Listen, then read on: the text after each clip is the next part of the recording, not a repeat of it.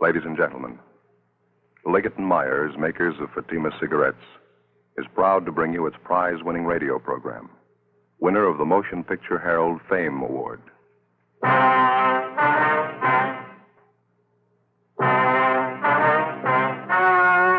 story you are about to hear is true. Only the names have been changed to protect the innocent. Fatima Cigarettes, best of all long cigarettes, brings you Dragnet.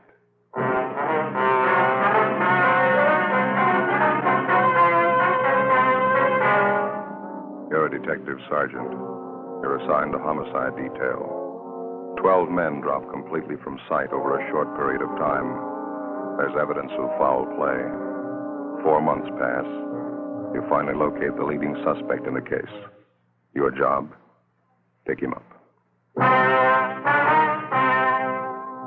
You'll be amazed when you compare Fatima with other long cigarettes. You'll find they now cost the same. But in Fatima, the difference is quality.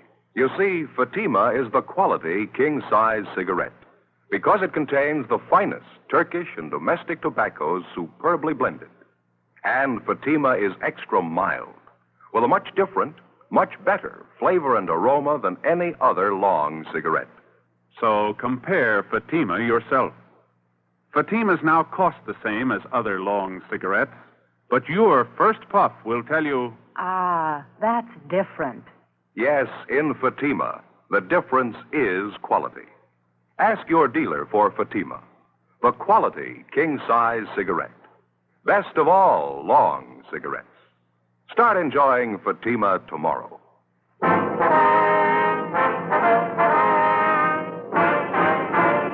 Dragnet, the documented drama of an actual crime. For the next 30 minutes, in cooperation with the Los Angeles Police Department, you will travel step by step on the side of the law through an actual case transcribed from official police files. From beginning to end, from crime to punishment, Dragnet is the story of your police force in action. It was Wednesday, October the 6th. It was sultry in Los Angeles. We were working the day watch out of homicide. My partner's Ben Romero. The boss is Thad Brown, chief of detectives. My name's Friday. We were on the way out from the office, and it was 10:45 a.m. when we got to Ortega Street, number 1285. Second floor? Yeah, room 14.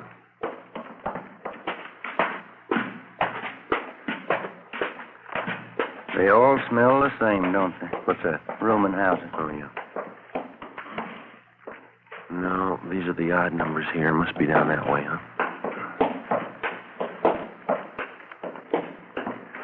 Yeah, here it is. 14. Yeah. Just a minute.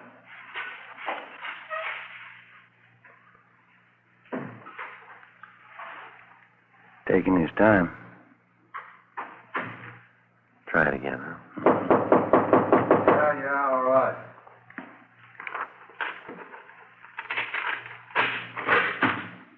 Yeah?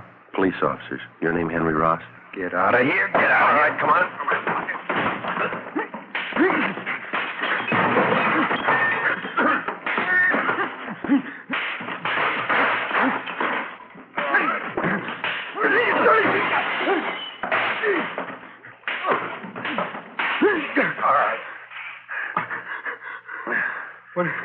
What is this? What do you want?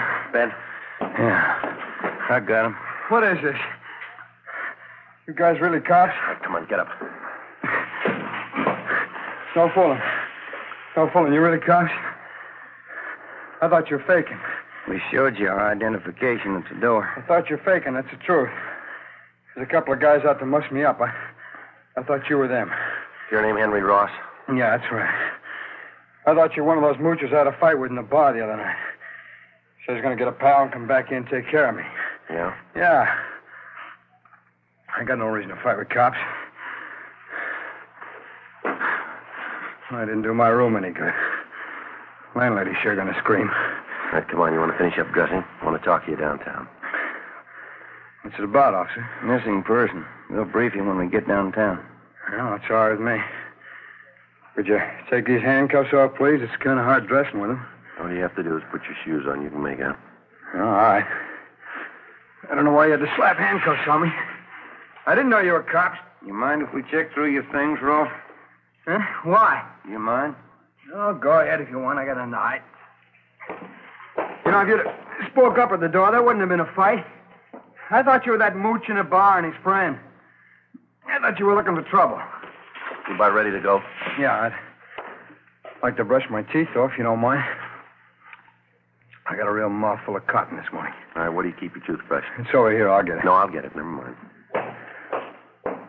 Get here? Yeah, first shelf. It's in the glass. Yeah, Don't you trust me? Here you go. Want some toothpaste? Yeah. All right. There you go. Turn on the water tap, huh? Hey. Nothing, Joe. It's pretty clean. Of course I'm clean. What do you expect? Anybody could have made the mistake. I didn't know you were cops. Henry Ellsworth Ross. Is that your full name? Yeah, that's right. I hardly ever use the Ellsworth, though. It's a real lousy name, huh? But what's the fetch on all this, officer? We told you, missing person. Want to talk to you about it.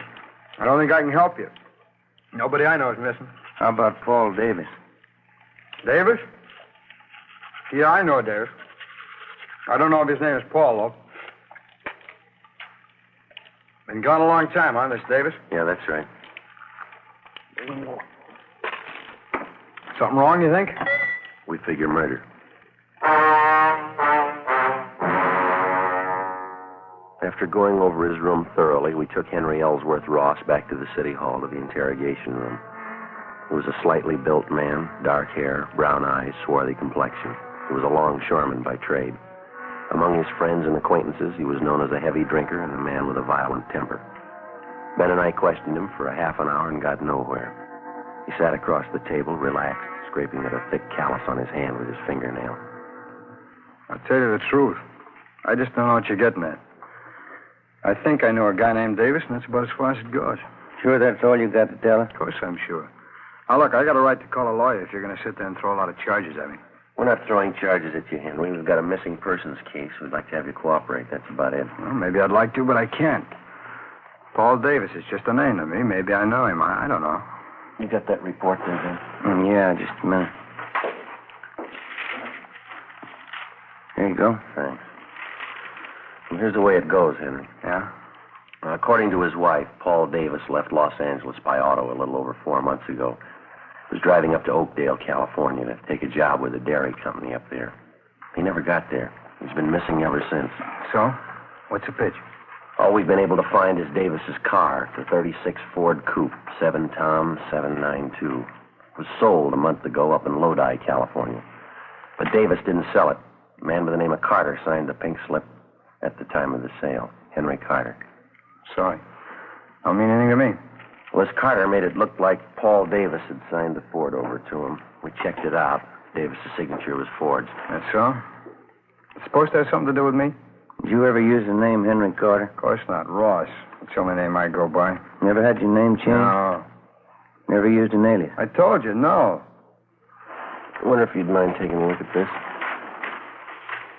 Here you go, this here.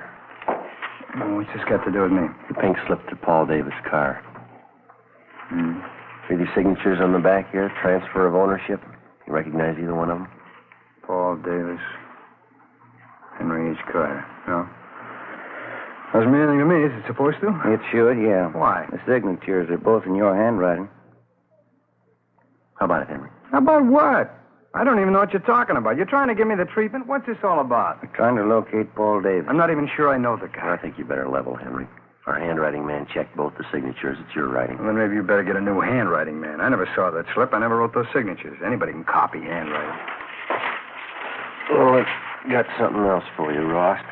I'd like to have you check it over, see if you can identify it. What is it? It's a letter. Want to take a look here? Does that mean anything to you? No, nothing. I hope you're not going to tell me this is my handwriting. That's what the report said. Oh, it's crazy. I never wrote like that in my life. All the writing characteristics match up, same as the signatures on the pink slip. All right, maybe they are the same. I didn't write either one. I never wrote like that in my life. Here, let me show you how I No, write. that's all right, Henry. Ben, you want to pull the package tomorrow night? Yeah, okay. I don't savvy one bit of this, Sergeant. How about laying it out for me?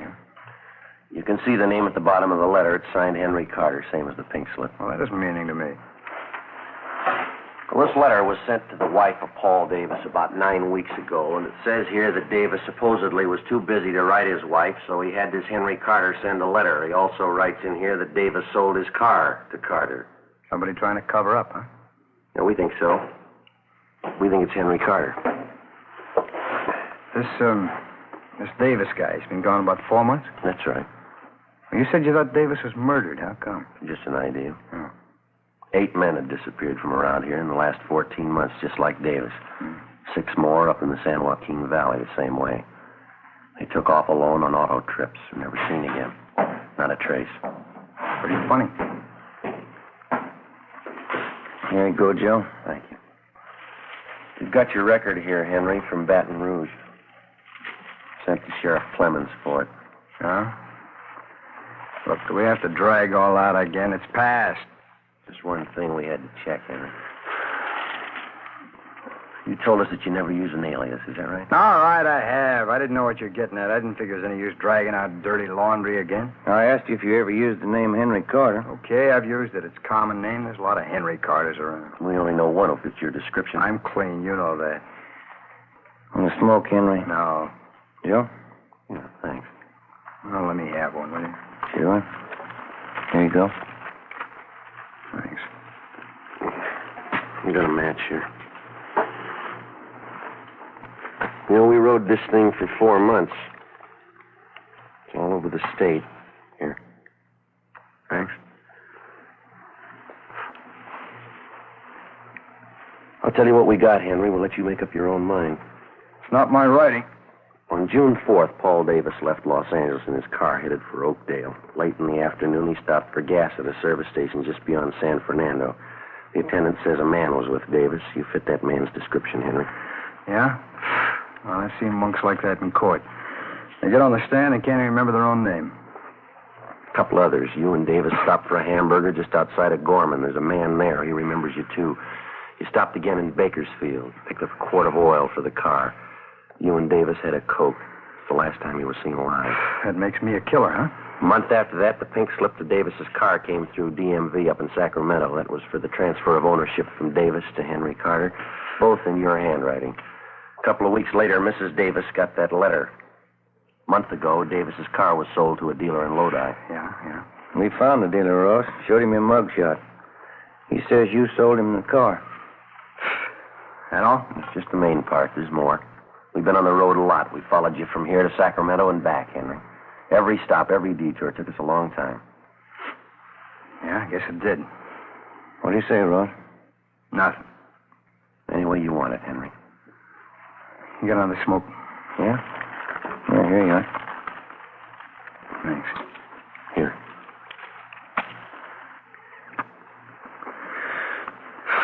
Yeah.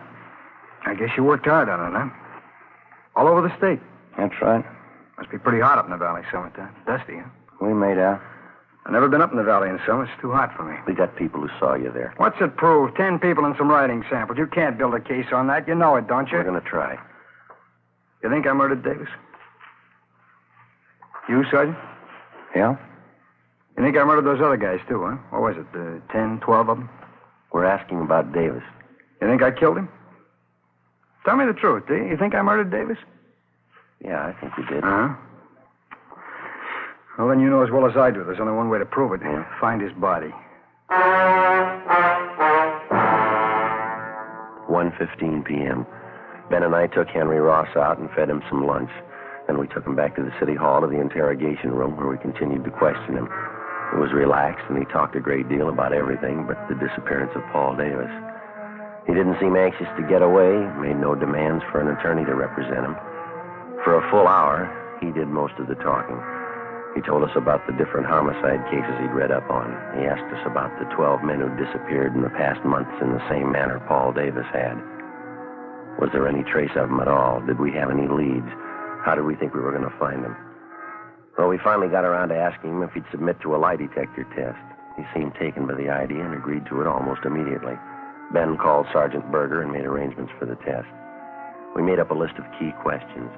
At 5 p.m., we took the suspect to the third floor of the old city jail where Sergeant Berger gave him the polygraph test.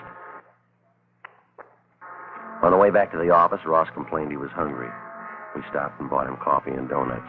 We got back to the interrogation room a little after 6 p.m. The questioning continued. Ross didn't seem to mind at all. He kept talking. We let him talk. 8 p.m.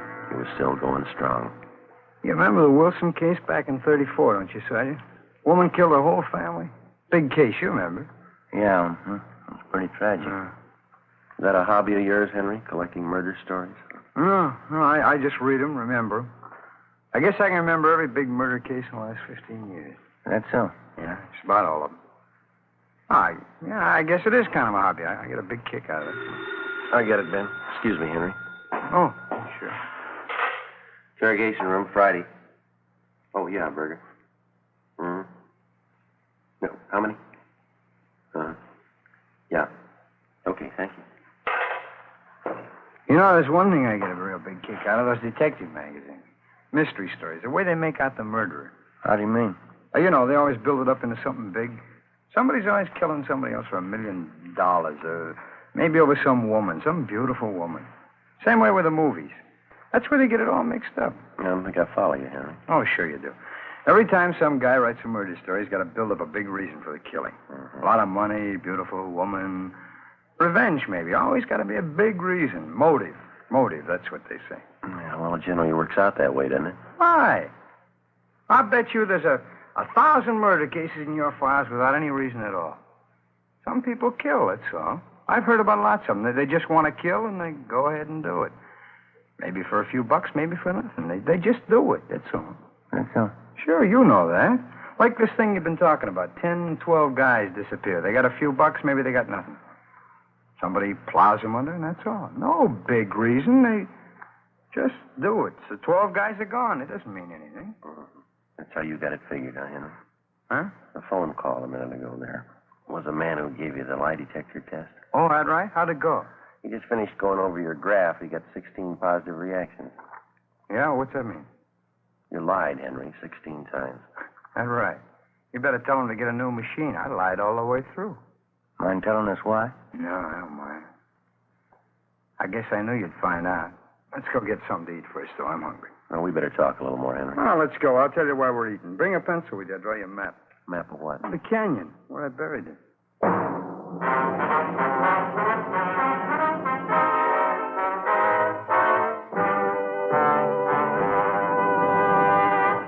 You are listening to Dragnet for the step-by-step solution to tonight's authentic case history. Here, step by step, are the actual reasons why Fatima is the quality king-size cigarette. Why in Fatima, the difference is quality. Quality of tobaccos. The finest domestic and Turkish varieties, extra mild and superbly blended to give you a much different, much better flavor and aroma. Quality of manufacture. Smooth, round, perfect cigarettes. Rolled in the finest paper money can buy. Manufactured in the newest and most modern of all cigarette factories.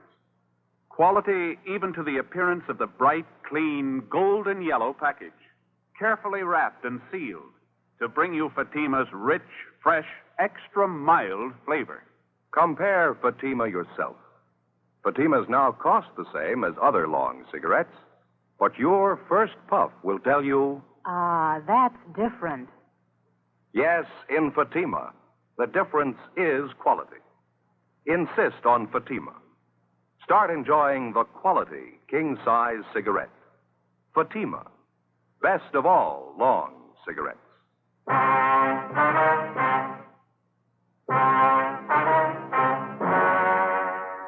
Wednesday, 9:55 p.m. Ben and I took Henry Ross across the street, bought him a Coke at Mac's place, then we took him next door to the Melbourne cafeteria. It was almost closing time.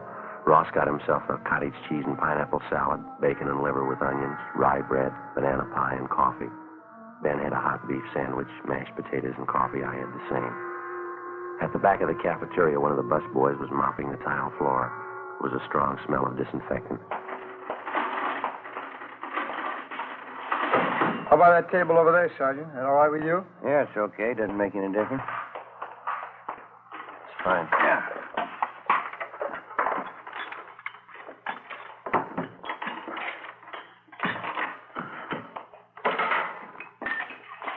Oh, want some water? Yeah. Henry? Yeah, please. All right, I'll get some. Oh, boy, living onions. It sure smells great, huh? Yeah. I can't take those onions so well. They repeat on me. Not me. I can eat anything. Salt and pepper? Yeah, thanks. Boy, I'm sure hungry. I haven't eaten much today. Did you get a sandwich made with rye bread? Graham bread. Oh, you should have gotten the rye. Real German rye bread. Here. Smell that. Real nice and fresh. Here you go. Ben? Oh, thanks. Oh, thank you. You know, all that talk really sharpened up my appetite. Boy, this food tastes good. Mm-hmm.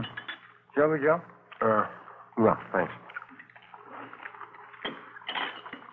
We brought a pencil along, Henry. You want us to start taking notes? As good as time as any, I guess. You know, the whole thing just comes right back to what I was trying to tell you there in the office. Yeah, what's that? Well, you know, all about those phony mystery stories. Oh, yeah. Every time there's trouble, there's a big reason behind it. It's phony, that's all. Yeah? Sure, this Paul Davis, for instance. I guess I knew you'd find me out. I knew this morning when you picked me up, you had it figured. Must have been a big job, huh? Finding me? Mm-hmm. Pretty big, Henry, yeah. A lot of mileage. How'd it happen? Well, there again. It's just like I was saying. There's no big reason behind it. I needed a few bucks, and this Davis came along. I guess he was it. Hey, pass me a ketchup, will you? Oh, yeah. Here you I'll are. get the lid off there. There you go. Thanks.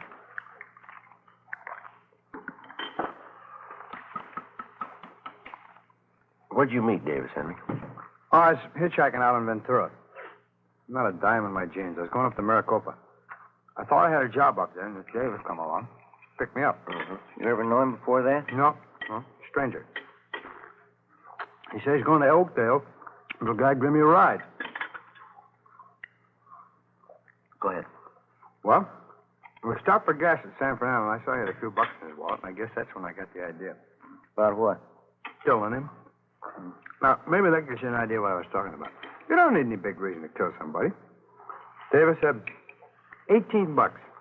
Now, suppose I told that to a writer. Somebody killing the guy for 18 bucks. That wouldn't make much sense, huh? He'd tell you it'd never sell. You need $1 million, beautiful woman, good motive. Yeah. Where'd you kill him, Henry? Just outside of Bakersfield. Little canyon there. I got Davis to buy a fifth of sherry in Bakersfield. He drank some on the way. Hey, pass the salt, huh? Yeah. There you are. Thanks. Liver's no good without plenty of salt. How'd you kill Davis, Henry? Well, that's a funny thing. He drank some of the wine, got a little sleepy. I was just outside of Bakersfield. Dark by that time. I spotted this little canyon. I figured it's as good a place as any. Well? So I get some, pulled off to a side road and had a few more drinks. I spotted this little shack out there in the middle of nowhere. Exactly where was this, Henry? Well, I can show you. It's maybe 2 miles north of Bakersfield. We got to the shack, finished the wine, and went to sleep. Both of you? Mm-hmm. And that's where the funny part comes in. I guess I killed Davis, all right. But I didn't mean it. Oh, brother, get a whiff of that, huh? Why do these monks have to mop up while people are eating? They'll be through in a minute, Henry. Fine. How'd you mean, Henry, you didn't mean to kill him? You already told us you had the idea. Well, sure I had the idea. Let me explain, huh? We both went to sleep in the shack, Davis and me. Guess that must have been, about 9 o'clock at night. I don't know what it was. Maybe the wine, I guess, but I started having nightmares. Yeah, now maybe this part sounds like a story, but it's the truth. I had all these dreams. I woke up, but they're still there. What was that? Faces. Faces. That's all I could see. Air is full of faces. I guess I was really still asleep. Yeah, go ahead. Oh, I picked up a 2x4 and started swinging at them. Their faces. Funny thing, too. I knew every one of these faces. How do you mean? People I killed. There are only a dozen of them, really, but it seemed like there were 100 of them all around in the air. Well, I grabbed that 2x4 and I started swinging. I was cold and sweating all at the same time, and I kept on swinging. And I saw Davis's face, and I swung hard, kept swinging. Didn't he make a sound? His eyes closed, kept on swinging at his head. Well, I come to, there he was. lying on the floor. Seemed to take those other faces away. They didn't bother me after I killed Davis. What'd you do with him, Henry? Oh, pulled him outside the shack, dug a hole and buried him. Burned his clothes, took his car and money, and drove off. I'll show you if you like where I buried him, I mean. How about these other men, Ross? These faces you saw. Oh. What if I get a little more coffee? Huh? It's all gone. I'll get it. Joe? No, thanks. None for me. What about it, Ross? The other men? Well, I don't recall them too well. It's what you said in the office, 10 or 12 of them. A couple in Sacramento, the others down through the valley. Like I say, there was no big reason for killing them. It just happened that way, that's all. What'd you do with them, you remember? Generally, yeah. There's one of them that stands out. Guy by the name of Slattery, some kind of salesman, a real crybaby. Where'd this happen? No, I picked me up in his car outside of Chowchilla. It's nighttime. He must have been feeling pretty good. I made him stop on a side road. I hit him with a piece of angle iron. He cried like a baby. Buried him in a field there. He was one of the faces that I saw. That's funny, huh? It shows you how psychology works, huh? Yeah, what'd you do with his car? Slattery's, I mean. Drove it down to Mexico and sold it there. Guess that's what I should have done with Davis's car. Oh, here you go. Oh, thanks. These killings of yours, you got any more you want to tell us about? Well, I told you already. 10 or 12 of them. They're pretty much the same. When was the first one? Oh, maybe 18 months, 2 years ago.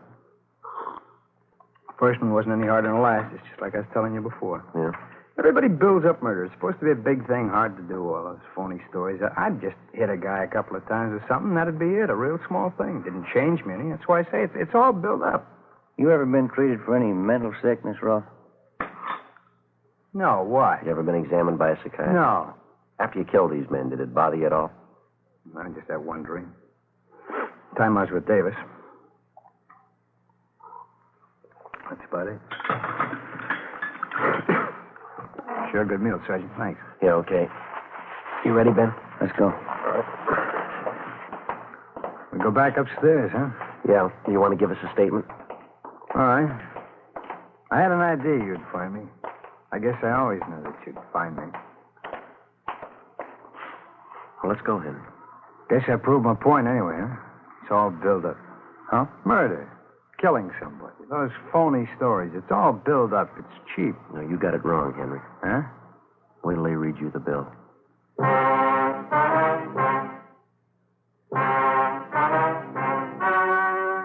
story you've just heard was true. Only the names were changed to protect the innocent. On January 7th, trial was held in Superior Court, Department 86, City and County of Los Angeles, State of California. In a moment, the results of that trial. Now, here is our star, Jack Webb. Thank you. Friends, the makers of Fatima have done everything possible to produce the kind of cigarette you want, just as we on Dragnet try to bring you the kind of entertainment you want. In my honest opinion, Fatima is the best of all long cigarettes. But frankly, my opinion doesn't count because Fatimas must please you. That's why I suggest you buy a pack of Fatimas tomorrow, so you can prove to yourself that Fatimas are extra mild, with a rich, better flavor and aroma. You'll find Fatima now costs the same as other long cigarettes. And I'm convinced that you'll discover what I did. In Fatima, the difference is quality.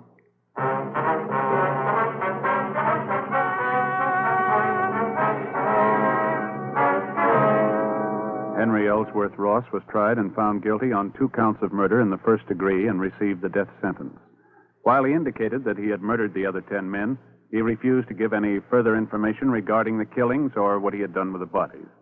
Ross was executed in the lethal gas chamber at the State Penitentiary, San Quentin, California.